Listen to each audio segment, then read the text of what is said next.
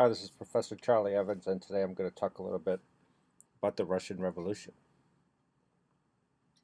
You're looking at an image of the Winter Palace in St. Petersburg today. The Winter Palace was, of course, the winter residence of the Tsars of Russia. They also had a summer residence about 10 miles outside of the city at Petrodvorets. And the capture of the Winter Palace by the Bolsheviks in October of 1917 is usually considered one of the key moments of the Russian Revolution.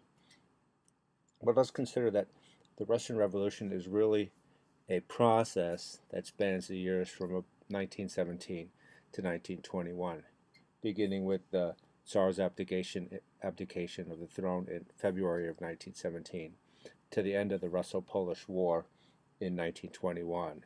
The entire era was a period of social, economic, and political upheaval in Russia, and so it's really best to consider the entire 4 years as the revolutionary era. The first event that we usually consider part of the Russian Revolution is the abdication of Tsar Nicholas II in February of 1917. This was the result of street demonstrations and a mutiny of the troops in Petrograd and St. Petersburg at the time, and the Tsar realized that he had lost control of the situation and he abdicated. The provisional government was then set up with the avowed duty to figure out what form of government should take the place of the Tsar in Russia. The provisional government was never really able to resolve that question, and then in October of 1917, the Bolsheviks staged a coup d'etat and seized control of the government. The first thing to remember about the Bolsheviks is that they were an extremely small party in 1917.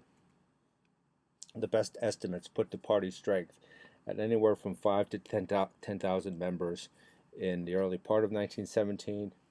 With the return of Lenin to Russia in April of 1917, the party began to grow, but still by October of 1917, the party at its best only numbered somewhere between 200,000 to 300,000 members, actively participating in the seizure of power.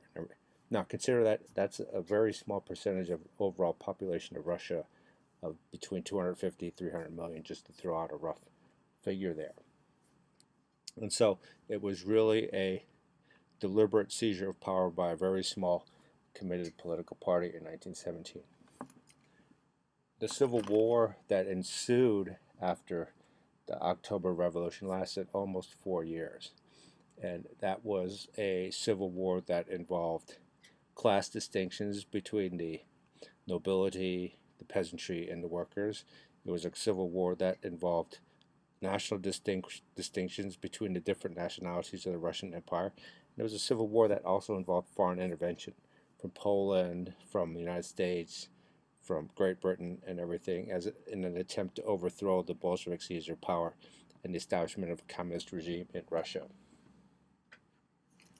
The end result of the entire revolutionary period from 1917 to 1921 was that by 1921, the communist regime was firmly established in Russia. It was a political dictatorship in which the Bolsheviks completely held political control, and it also became a class-based regime in which the working class was favored over the interests of peasants, merchants, nobility, etc. And so, what I want you to remember about the Russian Revolution is that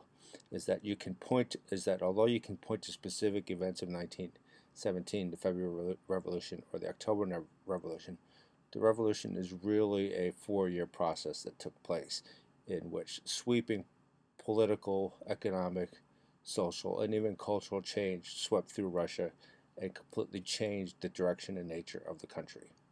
Okay.